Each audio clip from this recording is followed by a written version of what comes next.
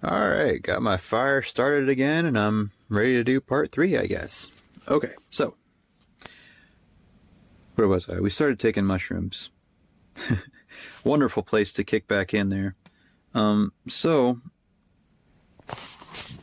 we, my younger brother and I, start doing this, and we're unsure about it at first. But the more we do it, we realize even though we're not getting into the spirit, because we started off with like I think he started with 2.5 grams or something, and I started with 3. The next time I raised it up to like I was doing 3.5 or 4, and then he was doing 3.5 or something. We eventually got to we evened it out. But after like 2 or 3 times, I want to say it was like the third time I had worked us up to, maybe it was the fourth time, I had worked us up to the 7 grams or 6, maybe it was 6. And I thought, okay, this is more than I've ever done in my life. So let's see what happens. And we were just like, we had a great time each time. We would watch movies. We would watch stuff that we thought was funny on YouTube, or videos that we thought were hilarious, or movies that we thought were hilarious, or whatever. We just kind of, while we were waiting for the effects to kick in, there's this whole section at the beginning called that most people refer to as the come up. And we thought, well, during that time, while we're waiting for everything to kick in, we'll just do something fun to kind of distract ourselves. Because some people have sensitive stomachs. With me, if I just ate the mushroom straight, it's a whole thing in the community. Like, it can be rough. So some people use lemon juice to try and break down the chitin content of the mushrooms and whatnot, the plasticky stuff on the outside of them. Like, it's real thin.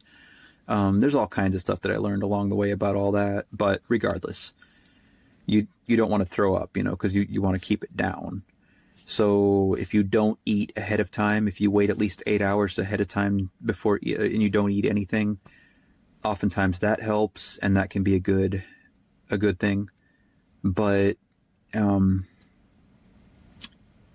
fasting, eventually I ended up fasting a whole 24 hours ahead of time each time, not with him, but a little bit later down the line, because that ended up helping a little more. And so anyway, the beginning part, we were bonding a whole lot as brothers. We were laughing like crazy. You laugh a whole lot because things are a little more intense on that. Everything is. And we just had pleasant experiences. It was just fun and funny. And it's not like being high. It's a little different. It's not like smoking weed. It's not like doing heroin or any of that other stuff. It's just different. It's just an experience where, colors are a little more vivid and bright. Some colors change, it'll be like a little, instead of being blue, it'll be like a little more purplish. And when people say things are trippy looking, that's what they mean.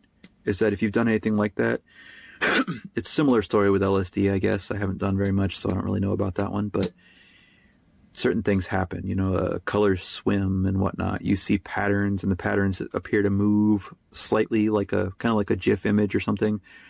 It's just interesting stuff like that will happen, but it's not a huge deal. It's just kind of what happens.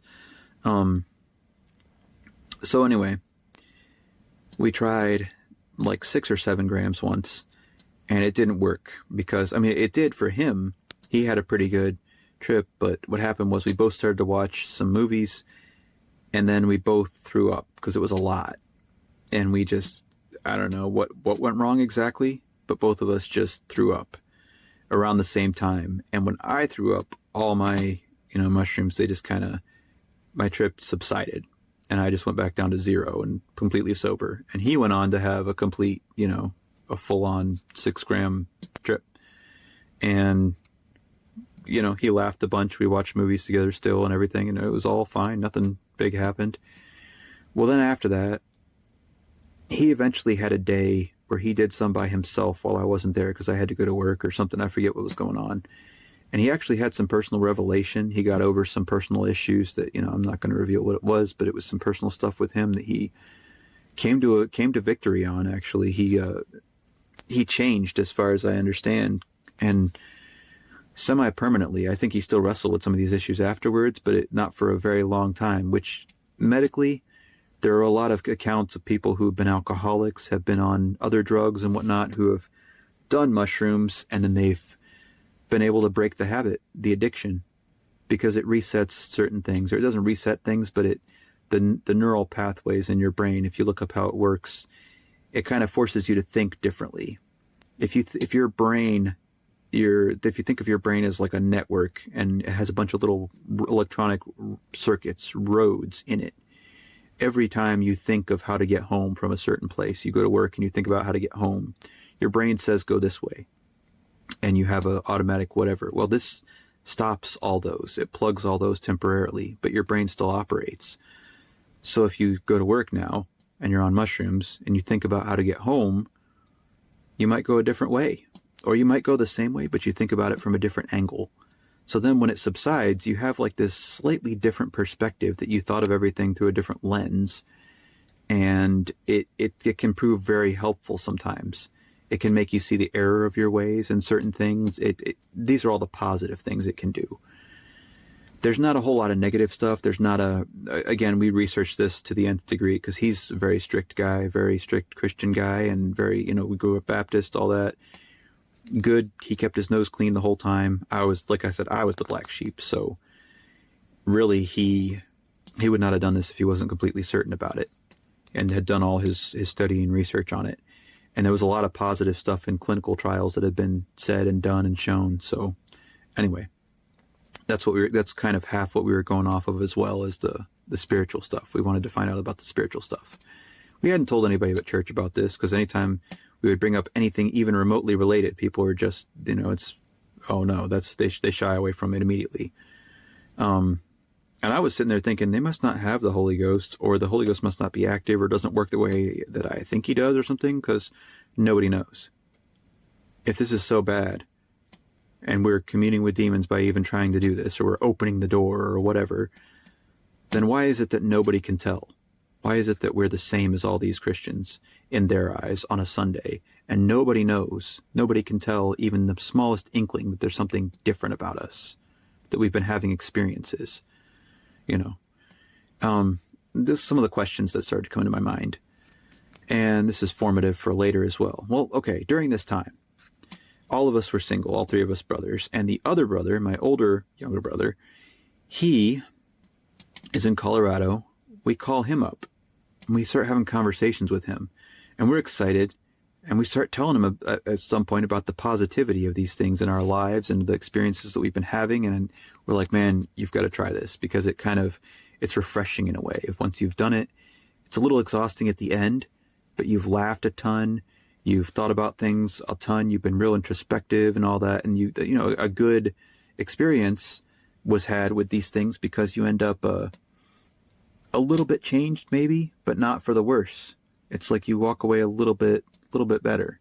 Like you've figured something out, not, extreme knowledge or anything, but you've realized some stuff about yourself, about the world, etc. You've just had some introspective moments, some really deep, pensive times when you've had some great realizations. So we start telling him about this and the positive parts of it and all that. He wasn't incredibly hesitant, but he was also kind of, wanted to know more. Eventually, long story short, he decided to move over there too, not because of that, but because of the work and everything. And we decided to become the three of us, part of one thing, starting a business. And we actually still have that business channel, which I'll refer to again later. We started a business called Morphite, MORPHITE, and we have a channel that you can still look up. It's still somewhere on YouTube. We just haven't posted to it in a long time. So anyway, and the three of us brothers wanted to start this business. We wanted to do music stuff, make music-related instruments, but instruments that nobody had come up with. I was designing a panpipes keyboard type thing that I was going to make. I had that in the works. We had other instruments we wanted to do. There's something called the Sonavox we were working on. I was working on a modern iteration of that. Basically, it's like holding speakers up to your throat, and then when you open your mouth, it's like the talk box thing, kind of like Peter Frampton used to do. The wah, wah, wah, wah, wow. And you can mouth something as you have an instrument playing, and that tone that comes out is the instrument's tone, but you get to form with your lips how it exits your mouth. So even though it echoes and reverberates in your throat, just like your voice would, you can form sounds with it, words. And if you get better with a talk box, it's a tube that goes into your mouth that shoots these woofs of sound into these vibrations into your mouth, the back of your throat. But this way, it just vibrates your throat directly. So it's kind of a little bit different take on the same idea. And we were working on that. I was building circuits and whatnot to try and do that, learning a lot. I was looking up stuff about how to build drones. We wanted to build all kinds of things. Anyway, and of course, my younger brother's good at, we all play instruments. I play guitar. My older brother can sing really well, and he could play trumpet. So we were talking about electronic wind instruments and stuff like that. And then also the younger one can play piano really well. So we were talking about electronic keyboards and synthesizers and all this kind of stuff. And we were going to start designing and creating all these things and making music and doing it all from a Christian perspective. We wanted to make, ultimately, we love hand-drawn animation. We wanted to make hand-drawn animation. Once we got the money, we were going to start learning how to use computers and draw frames and make hand-drawn animation and start making Christian content for kids. Because there's nobody making that kind of stuff out there of the kind that we were talking about, of good quality. We're like, we can do this. We want to make this a ministry. Let's do it. So we started to go after it. We almost had our GoFundMe ready to go, or whatever we were doing. I can't remember which one we did. Indiegogo or one of those. We had it ready, and then we had some content we were working on, etc., etc. And we were starting to put all this together. That was all in the works. At the same time, the mushrooms provided some creativity. We were doing them, like I said, maybe once a month. When my other brother came, we had about one experience with him. And then after just a few months, the younger brother, he got engaged to a girl at the church. Or he didn't get engaged to her yet, but he started to date her, to court her, shall we say. Because all of us were agreed at that point in our lives, like, if we date any girls, it's going to be with the purpose of marriage, for the purpose of marriage. We're going to be trying to look to marry them eventually, or they're a prospect for a wife. So that's how we were looking at it. So he got real serious. He met her family, and they said the father actually encouraged him to get out and get his own place. So, because he asked permission to date his daughter and all that. So he did. That's what he did. And that kind of, I won't say that put an end to things, but it sort of dampened stuff a bit. And I just had this very bad feeling when he moved out. I was sort of getting really emotional about it. And I apologized for a few things with him, and, I knew it wasn't because of me. At the same time, he had made his mind up already, and he wasn't mad at me at all. But, it's just one of those things that happened. So, okay. And he went and got his own apartment. And then it was like maybe a year after that he got married to her, I think. It was not terribly long, but they went out for a while before they did it. They did end up getting married. Anyway, so because of that, there was only one shared experience with all of us, and it wasn't the biggest thing. Nothing big happened. It was more to introduce our other brother to mushrooms and whatnot. Then, and he had a lot of fun. He laughed a ton on that. Like, we all had a great time. We bonded over it. It was great. Well, then we ended up, oh man, I'm messing with my phone on accident. Hopefully it's still okay. We ended up,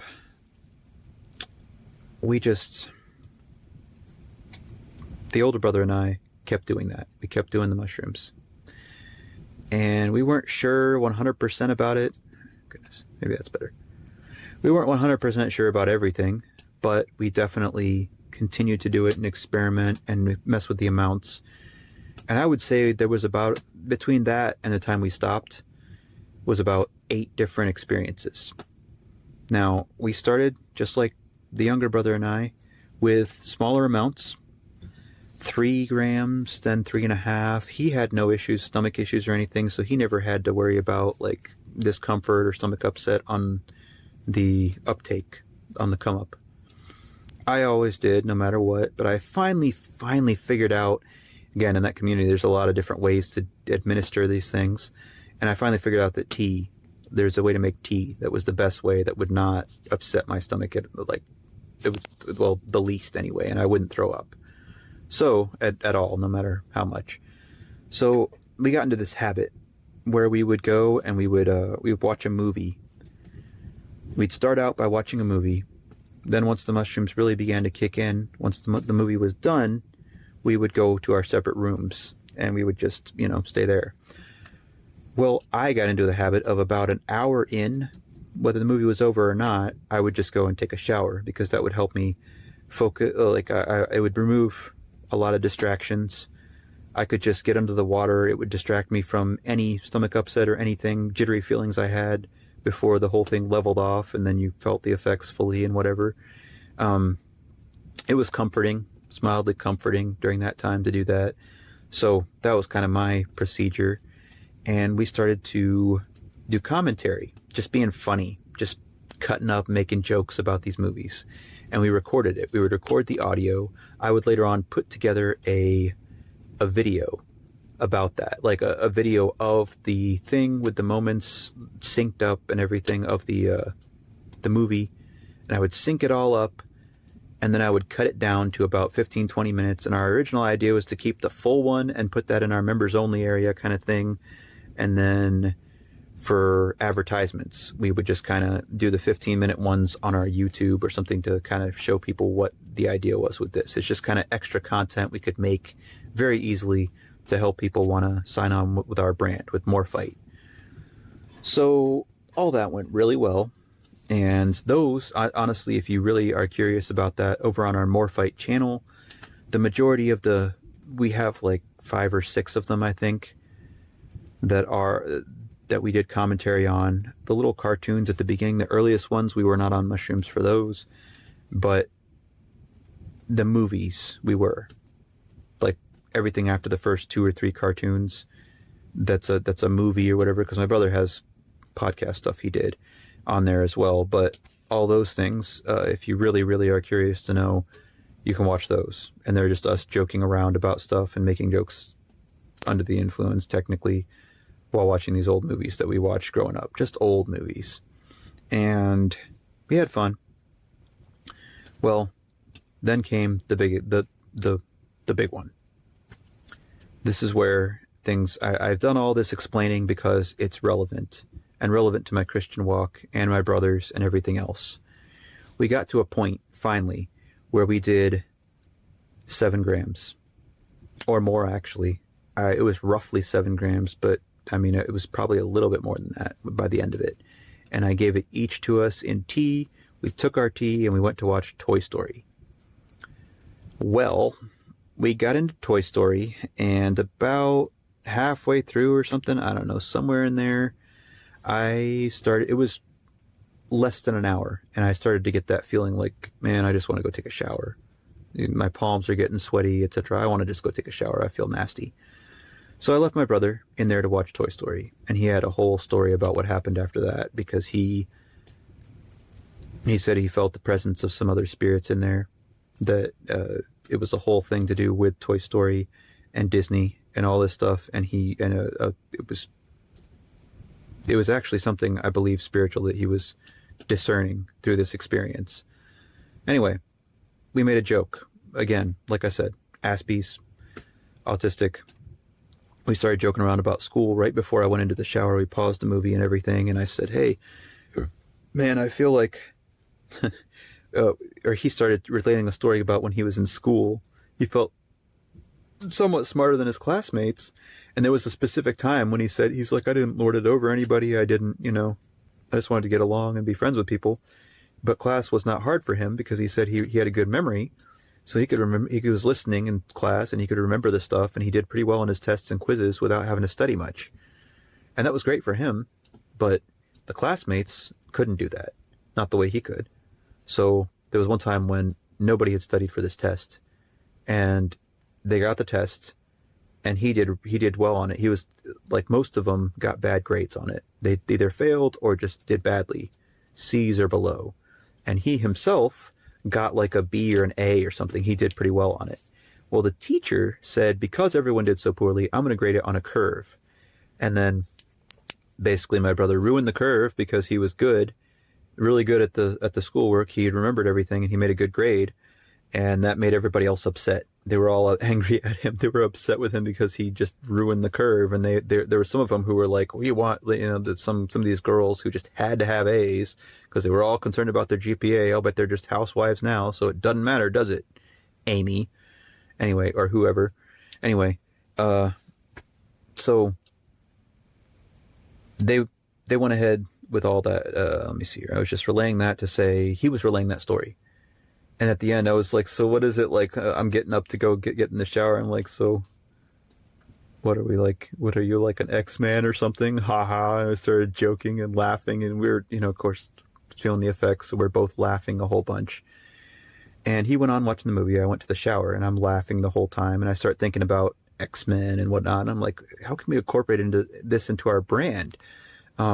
X-Men, and suddenly Bigfoot, like this image came into my mind of Bigfoot at like my brother, big guy, but I don't want to use his image. So I was like, what's big guy like my brother, but I could use it in an image and just do something off the wall, something totally silly, but that could be a branding thing. And I thought of Bigfoot on a surfboard, maybe with sunglasses on. I was like, that would be a funny image to put as like a little logo or a something. So I started to think about that, and I just was laughing to myself in the shower, and I was like, my brother's an X-Man. Suddenly, as I was in the shower, something began to change. And I can feel it. I can feel it even now as I'm talking about it. Something started to change. And I had this really weird feeling come over me. The water coming down on me, raining down on my head like warm rain. I used to love to sit in the bottom of the shower, pump up the heat a little bit, and then it felt like warm rain coming down on my head.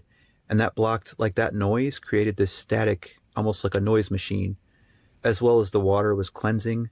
It was comfortable, and it was almost like sensory deprivation. I would close my eyes. I would sit there cross-legged on the floor of the tub with the shower on me for like about an hour and just kind of sit there and just, zone out a little bit, but also just meditate. And maybe pray a little bit and concentrate and just kind of think about things. I would design stuff. That's when I would, sometimes that would help me come up with ideas for our business or for what we were going to do. So it was exciting to me that this was possible. I would close my eyes, and it would help me to envision stuff, to visualize things in neon colors and with lights and all this. And I was into electronics, working with small electronics and Arduinos and Raspberry Pi and all this stuff. So, of course, this all fascinated me. I was right there. So as I'm doing this, I'm saying my brother's an X-Man or something. Suddenly, it was almost as if my thoughts, they didn't freeze, but they kind of halted. And if my thoughts in my head were in a physical space, it's like that physical space just parted. And all the thoughts parted. And as they did, I'll get this a little bit later. As those thoughts parted, there we go. As those thoughts parted, a new thought inserted itself in the middle, and it freaked me out because I didn't think of that. That this new thought was a complete thought. And if you've ever had a thought, there's emotions attached to thoughts. There are, there might even be, colors or smells or whatever, stuff like that you can think of, that you can feel to a certain extent in your imagination. But a complete thought comes with some of that stuff in it. This was like a thought package, like a thought zip file that just dropped into my head, if you're speaking in computer terms, which my brother and I find that to be very convenient to help explain some of this stuff on occasion. So this thought just dropped into my head. And I thought, the thought said, "Your brother is very special." And I said, "What?" I literally out loud, I started looking around, and I opened my eyes. I said, "What?" And I started laughing because I was like, oh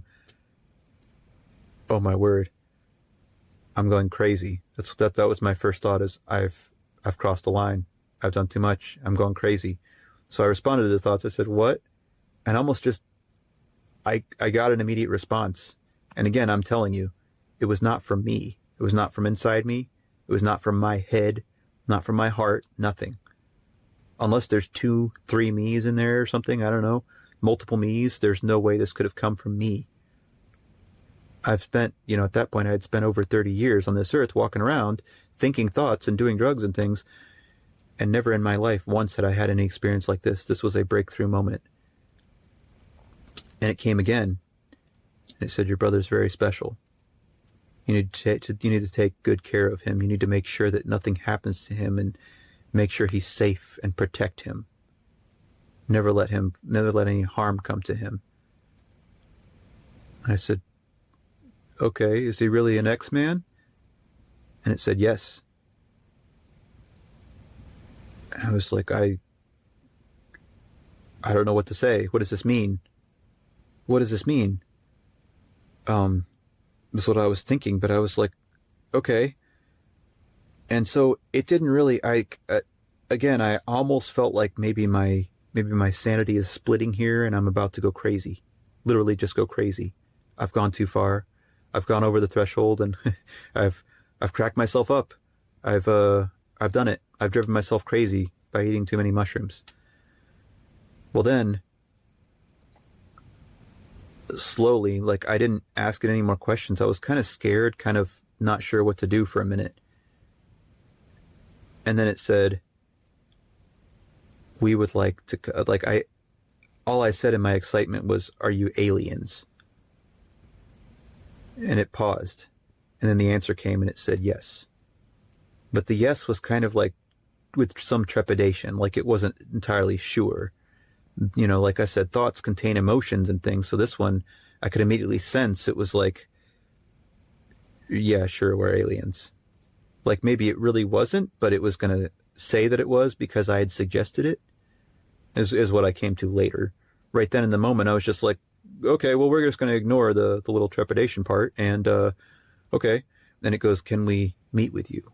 Like we would like, and it said, it was like a we would like to meet you. We would like to, and the thought word, because these weren't words, this was a thought. When you have a thought, it's not in an English sentence or a paragraph. To describe the thought, you speak the words, but the thought isn't in words in your head. You don't see the words.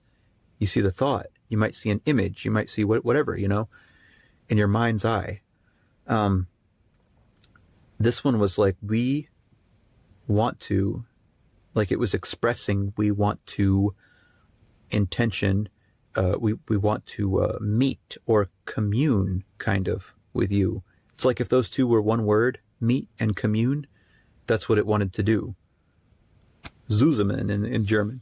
But it was like this thing that was a plural wanted to meet with us, myself and my brother. It said, can we do that? Like, kind of like, do you give us the okay to do that? Do you agree, kind of thing with that? And I said, yeah, sure, come on. Like, okay, are the aliens going to come see us now? Like this is ridiculous. And I was thinking, if they are aliens and stuff, I can just reject whatever it is that they're bringing. If that's the case, I don't believe in aliens. But if they do come, whatever, bro, I'm just going to reject it because I don't believe in all that stuff. And I think it's probably, demons in disguise or something. I was just kind of being naive at the time. I was just kind of giddy with excitement because something was happening. And I thought, okay, I'm just about hearing voices in my head. So I might be going crazy. I may never experience this again. So yeah, sure. Nothing happened immediately. I kind of didn't get any more response out of the thing or whatever. That kind of stopped happening. So I thought, oh, well, that's all that was. And then I got up, slowly I started feeling kind of dizzy. Went back to my room, I got cleaned up and everything, went back to my room, started feeling more dizzy, kind of laid down, and then tried to get back up and I couldn't go to sleep or anything, so it was kind of a weird state I found myself in. And then for the next 2 hours or so, I felt this kind of a weight, but it wasn't a physical weight, it was like a spiritual weight, and that's very hard to describe or explain. It was on me. I was crawling around on all fours, on the floor, and my thoughts were scrambled. Think King Nebuchadnezzar in the Bible. Only for me, it was only 2 hours. It was while the effects of the mushrooms lasted. And I felt like, the best I can describe it, is I felt like there was this massive download, if you can call it that, like something was trying to push information into my head, trying to give me something, and it wasn't happening. Like it was trying to force something in there, and it wasn't into my being, and that was not happening. It wasn't working out. But the process, I was only able to decipher that later on, because like I said, my thoughts were scrambled. I kept having repetitive thoughts over and over. One time I met my brother coming up the stairs once, and I was crawling down, and I was like, hey, I couldn't even talk to him. I was like, what's going on? I finally was able to get that out, and he was like, I don't know. But he was very serious. And then I didn't know what was happening, so I felt like this crazy, I mean, I don't know. I went outside, I came back in, the whole time just crawling around. Finally, I was able to crawl back into the shower. I took another shower. This is, like I said, after like 2 hours. And I took another shower, finally started to feel getting back to my old self again, feeling normal. The effects were wearing off.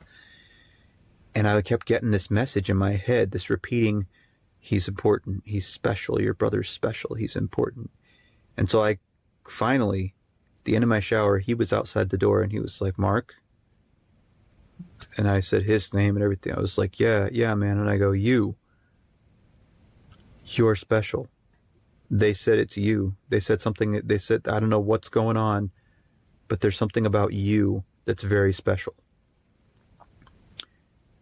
And at the same time, he goes, like, I opened the door finally, had a towel on and all that by that point, and we started talking, and he started talking to someone else, or he started saying something else, and I go, who are you talking to? And he goes, you don't hear him? And I go, no. And he goes, oh, okay. And he kind of gave a little smirk, and I go, who? And he goes, it's him. He wasn't happy about it, but he goes, it's him. I go, and I just took a wild guess. I go, the devil? And he goes, yeah. He's been speaking to me. And all I've been able to do to reject him is the name of Jesus, to keep thinking of Jesus. So I was like floored. That took us a little bit to recover from, both emotionally, mentally, whatever. We had to talk about it a lot, because we were like, what even just happened? Anyway, going over 30 minutes here, so I guess I'll get into more of that in part 4. But don't worry, this is not leading to something esoteric. This is leading to something non-mushroom. I'll say that. So, more to come.